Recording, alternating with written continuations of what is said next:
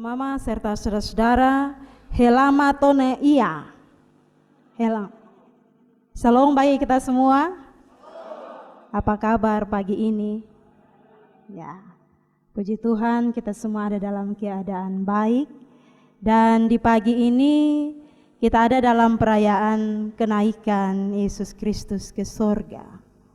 Dan dalam perayaan kenaikan Yesus Kristus ke sorga, kita ada dalam terang tema menjadi saksi kemuliaan Yesus. Bapak Mama serta saudara-saudara yang dikasihi dan diberkati oleh Tuhan, setiap tahun kita merayakan hari-hari raya gerejawi. Dan hari ini kita merayakan hari kenaikan. Hari di mana kita mengingat kembali bahwa Yesus sudah selesai mengerjakan tugasnya di dunia ini. Dan karena itu dia dimuliakan. Ia naik ke surga itu berarti bahwa ia kembali ke tempat asalnya. Setelah menyelesaikan tugasnya demi keselamatan umat manusia. Bapak Mama serta saudara-saudara, jadi Yesus naik ke surga ini bukan berarti dia istirahat panjang. Bukan berarti juga dia cuti, bukan berarti juga dia pensiun. Tapi justru dia memerintah sebagai raja. Lukas dalam bacaan kita memberikan kesaksian bahwa setelah Yesus dibangkitkan dari kematiannya, ternyata dia berulang kali menampakkan diri kepada murid-muridnya. Kenapa dia menampakkan diri? Tujuannya ialah supaya dia meneguhkan iman para murid. Dan dia adalah Tuhan yang hidup. Dia mati, dia bangkit, tapi dia juga naik ke surga. Bapak Mama serta saudara-saudara, sebelum Yesus terangkat ke surga, ada 3 janji yang Yesus sampaikan. Yang pertama kita lihat pada ayat yang ke-6 sampai ayat yang ke-7. Di situ ada pemulihan hidup. Ya, kalau kita melihat ayat 6 sampai ayat yang ke-7. Waktu bangsa Israel sedang menderita ditindas bangsa Romawi, Yesus diharapkan sebagai tokoh pembebas bagi bangsa Israel yang hidup dalam penindasan bangsa Romawi. Karena itu Bapak Mama, para murid mengajukan permohonan supaya ada pemulihan atas hidup mereka. Dan Yesus berkata, Bapak Mama, pemulihan itu akan terjadi seturut dengan cara dan waktu Tuhan, bukan sesuai dengan waktu para murid. Karena itu Yesus berkata bahwa engkau tidak perlu mengetahui masa dan waktu yang ditetapkan Bapa sendiri menurut kuasanya. Dan juga para murid tidak boleh memaksa Tuhan mengikuti kehendak mereka. Tapi biarlah kehendak Bapa di sorga yang bertindak memulihkan umatnya sesuai dengan cara dan waktunya. Itu yang pertama. Yang kedua, ayat 4 sampai ayat yang ke-8. Ada janji untuk menyertai para murid dalam roh. Papa Mama, Yesus akan pergi kepada Bapa di sorga. Tapi para murid ini tidak ditinggalkan sebagai anak yatim piatu. Yesus tahu bahwa para murid akan melanjutkan misi pelayanan dan mereka akan berhadapan dengan berbagai tantangan. Itu sebabnya Tuhan Yesus memberikan Roh Kudus supaya mereka mampu menjalankan misi Allah. Dan Roh Kudus itulah yang menjadi kekuatan, memberikan daya untuk mereka terus bersaksi dan memuliakan Allah. Dan yang ketiga Bapak Mama serta saudara, kita baca ayat yang ke-11. Di situ dikatakan bahwa dan berkata kepada mereka, hai orang-orang Galilea, mengapakah kamu berdiri melihat ke langit? Yesus ini yang terangkat ke surga, meninggalkan kamu, akan datang kembali dengan cara yang sama seperti kamu melihat dia naik ke surga. Bapak, Mama, serta saudara, Yesus pergi tapi dia datang kembali. Karena itu apa yang kita baca pada ayat yang ke-11, yang para murid lakukan ditegur oleh malaikat. Mengapa mereka menatap ke langit? Mengapa kamu melihat ke langit? Bapak Mama, kalau kita melepas orang yang kita sayang, itu berarti kita akan memandang dia terus sampai dia punya bayangan tidak ada lagi di depan kita. Kalau kita melepaskan orang yang kita sayang.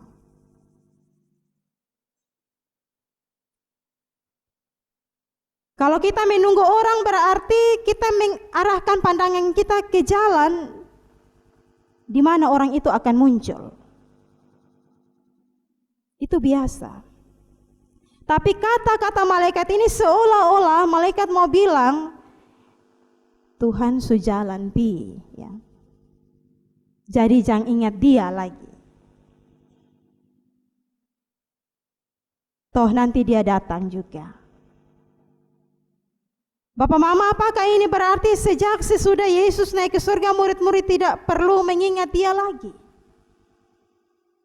Ya tidak. Dan inilah makna teguran malaikat pada para murid. Malaikat bilang jangan tangangasa ke langit,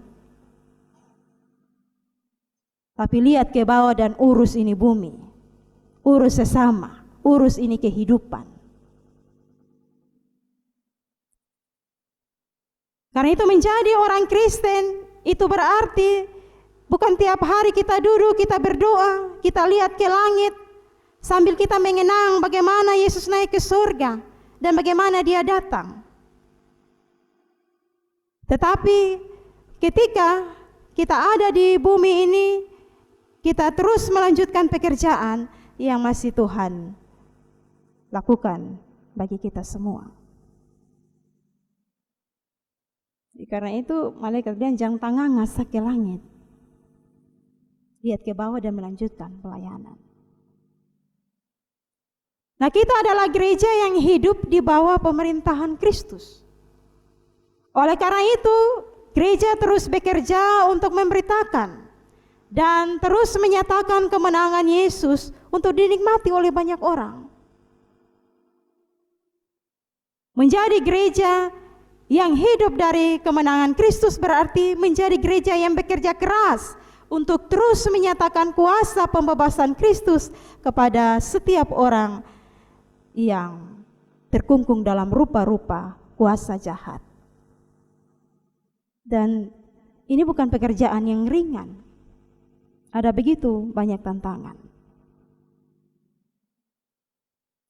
Gereja mesti bekerja begitu rupa, Bapak Mama, agar melalui pelayanan gereja, nama Tuhan dipuji dan dipermuliakan.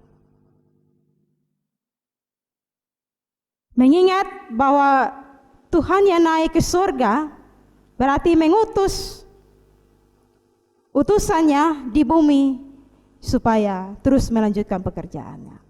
Ya, kalau kita melihat seorang anak yang dia tahu dia pun bapa dan mama pergi,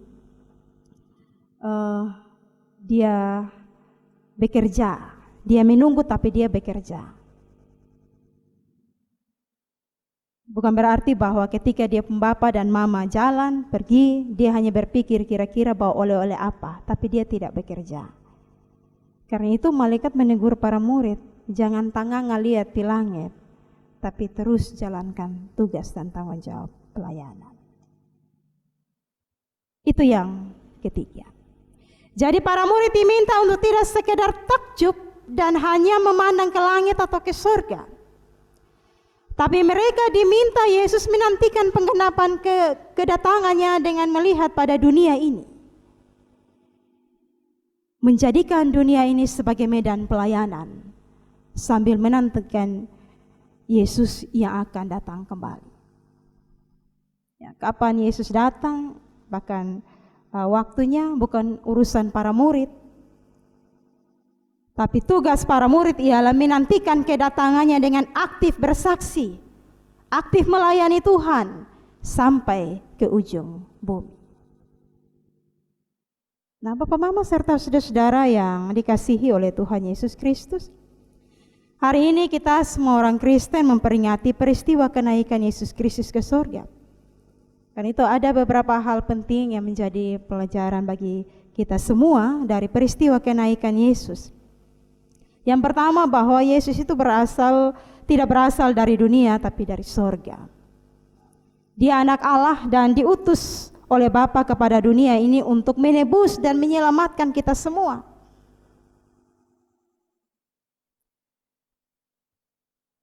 Karena Yesus adalah anak Allah dan berasal dari Allah, maka dia patut disembah dan dimuliakan. Jangan menyembah dan memuliakan yang lain, tetapi menyembah dan memuliakan Tuhan yang hidup. Kalau kita mau melihat perjalanan Yesus, mungkin kita tidak mampu membalas segala kebaikan.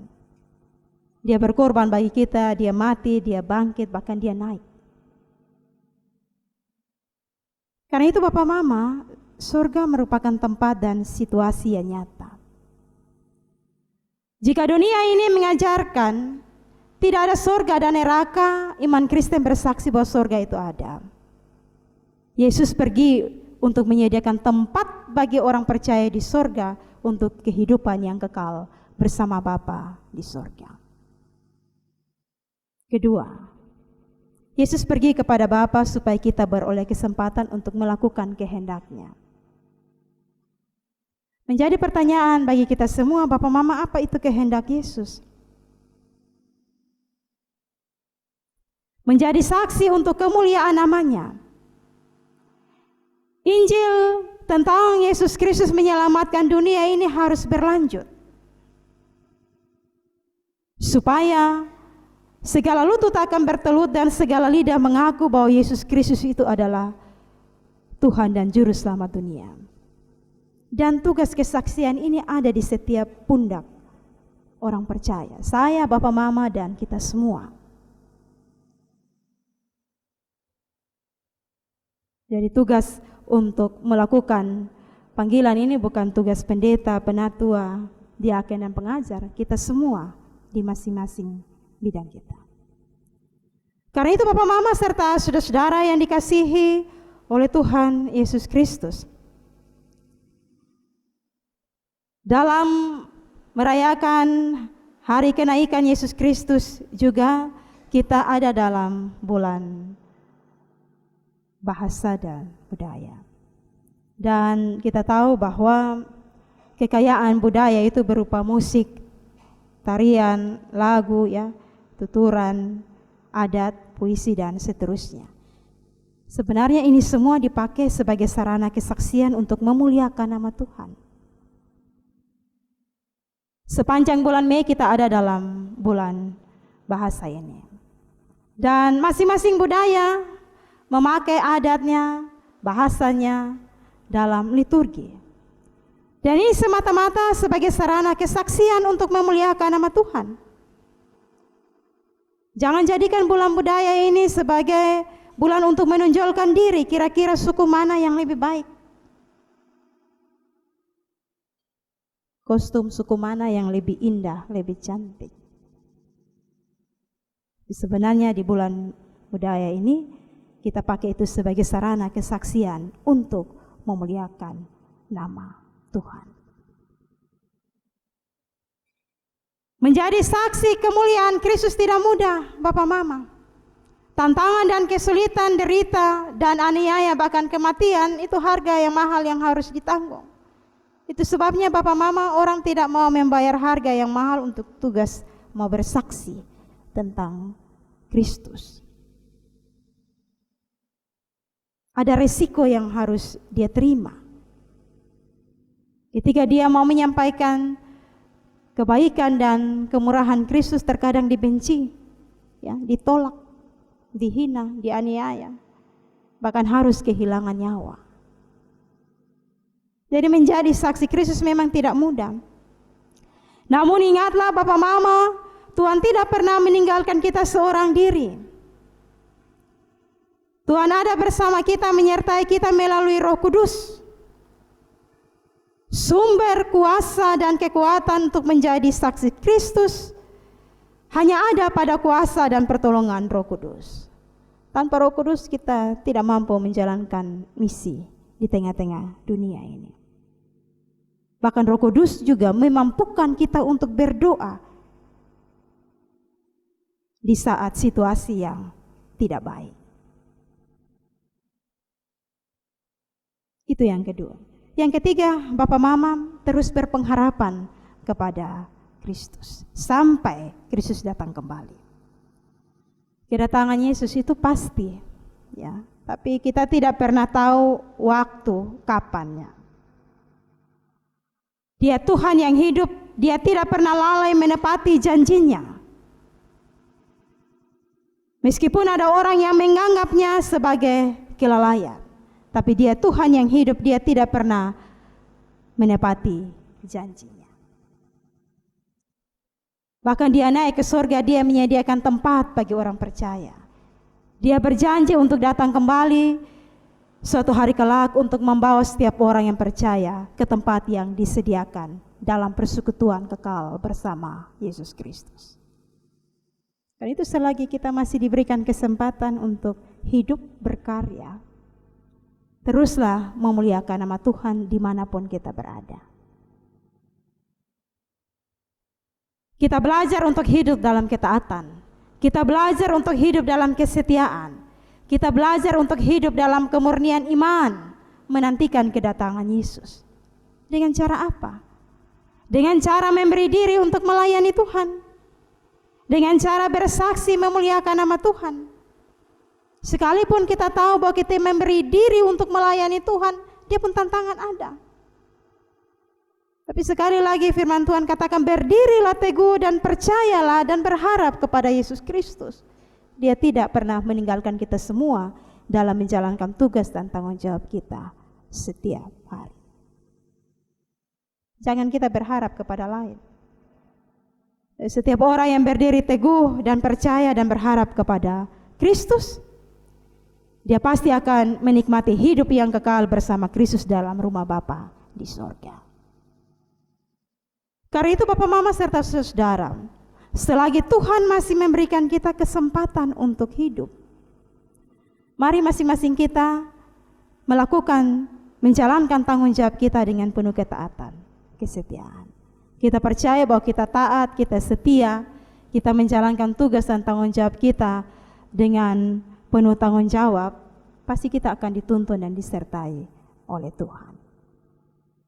Dia naik ke surga, tapi Dia memberikan Roh Kudus untuk menuntun dan menyertai perjalanan hidup kita. Selamat merayakan hari kenaikan Tuhan. Roh Kuduslah yang akan menyertai, menuntun dan memberkati kita semua dalam menjalani kehidupan yang Tuhan beri bagi kita. Tuhan memberkati kita dengan firman-Nya. Amin.